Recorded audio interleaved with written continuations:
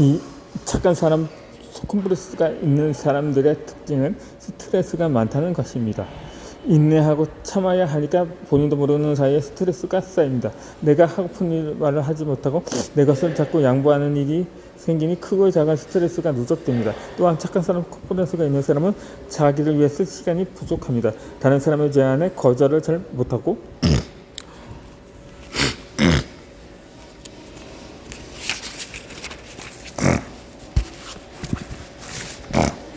그 사람의 시간에 끌려가는 수동적인 시간 사용을 할 가능성이 큽니다. 이렇듯 은은하게 쌓인 대인관계의 스트레스와 나에게 쓸 시간 확보 부족으로 나를 더 폭발적으로 성장할 수 있는 에너지가 부족하면 됩니다. 나의 꿈을 이루는 것에 초점을 맞춘 나를 위한 좋은 사람이 됩시다. 그러므로 세상 앞에서 또 쫄지 맙시다. 다른 사람이 나를 어떻게 생각할 것인가 평가하는 것에 두려워하지 맙시다. 착한 사람 콤플렉스에 익숙해져 그 틀을 깨는 말과 선택을 해서 생기는 불편한 감정은 그 순간 잠깐입니다. 다들 자신의 인생이 더 중요하기 때문에 자신이 어느 행을 두고두고 생각하고 싶지 않습니다. 그런데 인생을 떳떳하게 살아가는 것이 중요합니다. 내가 떳떳하면 어떠한 평가에도 동요되지 않을 수 있습니다.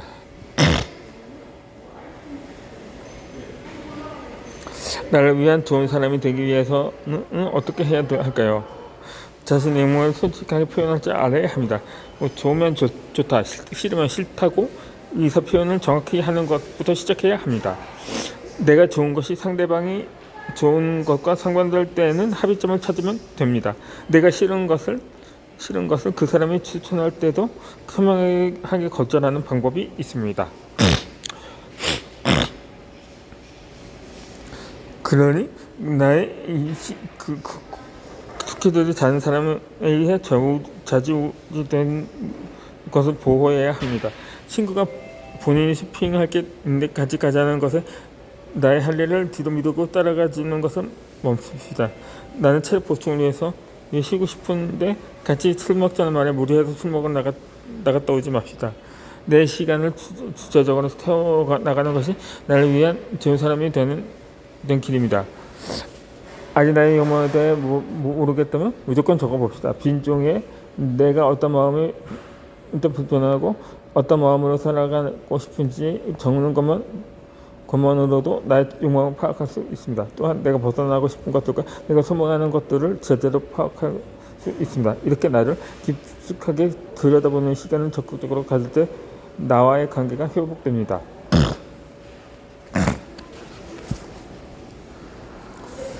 마지막으로 언쟁을 두려워하지 맙시다. 내가 하고 싶은 말을 함으로써 견해가 달라서 본의 아니게 생기는 언행을 이야기하는 것입니다. 혹시라도 트러블이 생기면 침착하게 서로의 견해를 주고받고 합의점을 찾으면 됩니다.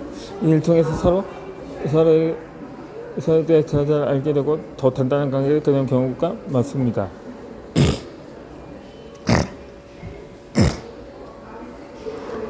자신보다 더 센 자기 주장을 가진 사람들 앞에서 쫄지 말고 나의 에너지를 키우는 일에 집중합시다. 성경에서 말하는 것처럼 우리는 메뚜기가 아니라 거인입니다. 내 안에 저 거인을 깨우는 방법은 그 거인의 움직이고 싶게 만드는 욕망을 아는 것입니다. 나의 욕망, 즉 내가 기분 꿈을 정확히 파악하는 것이 우리의 인생의 숙제 아닐까요? 가지 꿈을 찾지 못했다면 상상만 해도 행복해진 내 미래의 한 장면부터 떠올려 봅시다. 그 떨림이 내 안에 거인을 일으켜줄 것입니다. 당신은 분명 찾아낼 수 있습니다. 찾을 생각을 하지 못했기 때문에 모르고 있을 뿐입니다.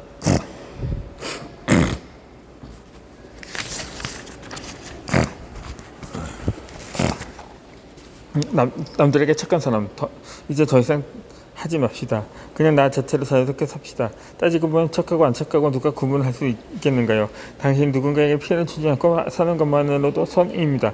무리해서 당신이 다른 사람을 위해서 살려고 하는 것보다 차라리 당신의 능력 키우고 내 시간의 에너지를 쏟아봅시다. 그게 더 많은 사람들과 더 넓은 세상에 선한 영향을 전파하는 일이 될 것입니다. 당신 누군가에게 선한 일을 하거나 상처를 전하는 것은 없으시기 바랍니다. 고마워 모르는 사람들에게 다시 눈 감아서 모르고 못 받은 것에 불평을 합니다. 그런 사람들에게 나이 좀 얻은 것을 맞춰오고 주고도 하면 체력적으로 당신적으로 고가를 겪을 것은 당신의 모든 사람들 편의성을 맞춰주거나 태어난 존재가 아닙니다. 당신의 꿈을 펼치기 위해 태어난 존재입니다. 그러니 착한 사람들 소리 들으려고 자신의 욕구를 무시하는 운을 범무하지 않지 바랍니다. 당신의 욕구가 오히려 선한 것입니다. 누구의 눈치도 보지 말고 당신의 기분에 유쾌하고 사롭게 채기 바랍니다. 우리들이 내 자신을 더 만족스러운 남자로 태어났을 때 실증을 나를 위해 좋은 사람이 되길 바랍니다. 그리고 나 자신의 욕구를 투자하며 하는 사람이 되지 맙시다. 내 욕구가 건강한 간략지 않고 언제든 마음이 어두 좋은 사람이 되고 양보하는 사람 마음으로 자신을 제대로 돌아보지 못해도 이제부터 선언합니다. 내 꿈을 이루기 시가 이제 좋은 사람이 되겠다고. 그리고 누구에게 착한 사람이 되서 그 먹기를 위해서거나 나한테 돌보는 것에 기쁘게 애쓰는 사람이 되겠다고 말입니다.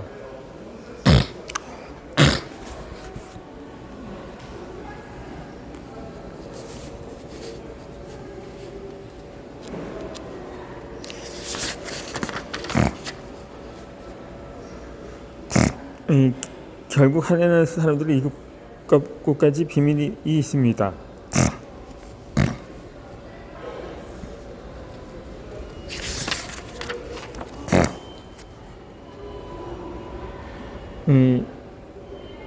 이 뿌리에서 좋은 열매가 맺힌다는 의식입니다. 인간의 행동은 무의식에서 90% 결정된다고 합니다. 그럼 불구하고 대부분의 사람들은 10%의 이성적인 의지로만 삶을 바꾸려고 합니다. 그래서 그 과정이 힘들고 결과에도 한계가 생깁니다. 목표에 있어서도 행동으로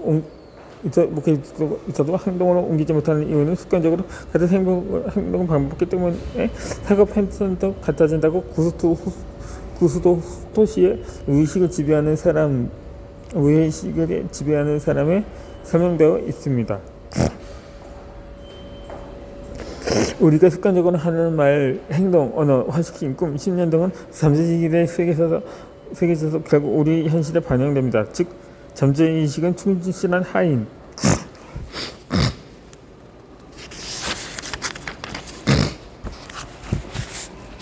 하인과도 같아서 이의 대소선약을 막론하고 명령을 내리는 대로 그게 무엇이든 충실히 이행합니다.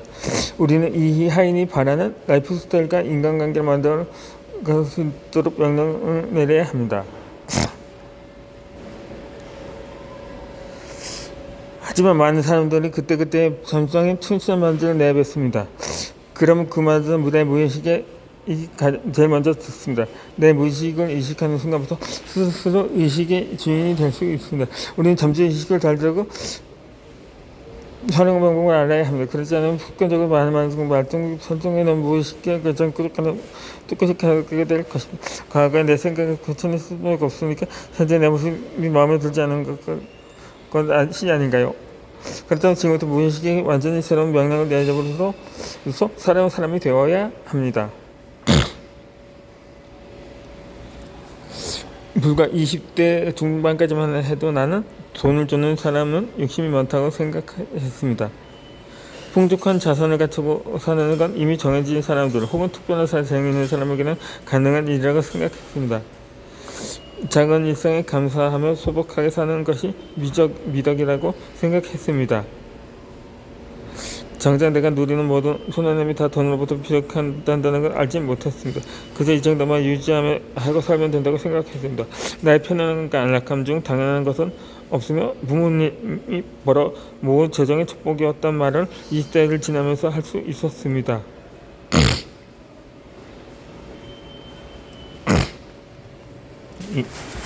대저택, 슈퍼카, 명품 쇼핑은 이번 생에 누릴 것들이 아니라고 생각했습니다.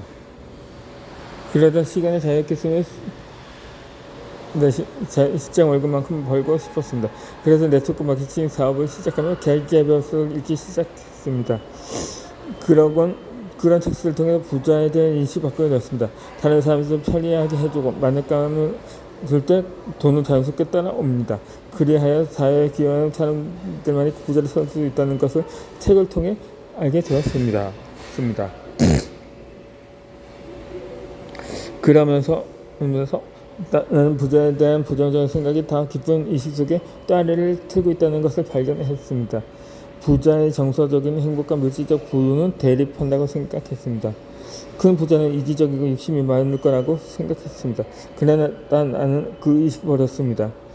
그 순간 나에게는 이 세상의 무한한 부를 원하는 만큼 갖고 싶다는 열망이 생겼습니다. 이 한번 사는 인생, 원하는 지역, 원하는 크기의 집을 금액에 상관없이 이탈리아에 살고 싶어졌습니다. 돈 때문에 바라지 않는 척 현실과 살펴는 것이 아니라 원하는 대로 선택할 수 있는 자유의지를 갖고 싶었습니다. 왜 그런 삶을 사는 사람들은 정해져 있고 나는 그 아니듯 태어나고 살아야 하는 걸까 하는 의문이 생기기 시작했습니다.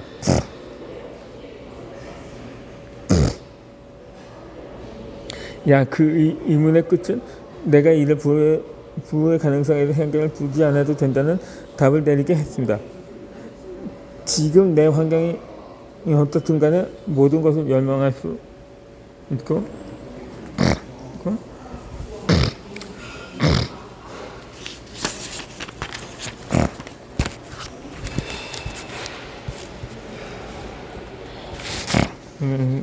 있었습니다. 기대가 되기 시작했습니다. 망연히 잘 살고 싶어서가 아니라 내가 갖고 싶고 이루고 싶은 모든 것을 이룰 수 있는 힘이 나에게 모인다는 것을 느낄 수 있었습니다. 이 잠재의식을 활용해야 한다는 것을 알기 전과 후 나의 삶이 완전히 달라졌습니다. 무엇보다 꿈의 크기가 달라졌습니다.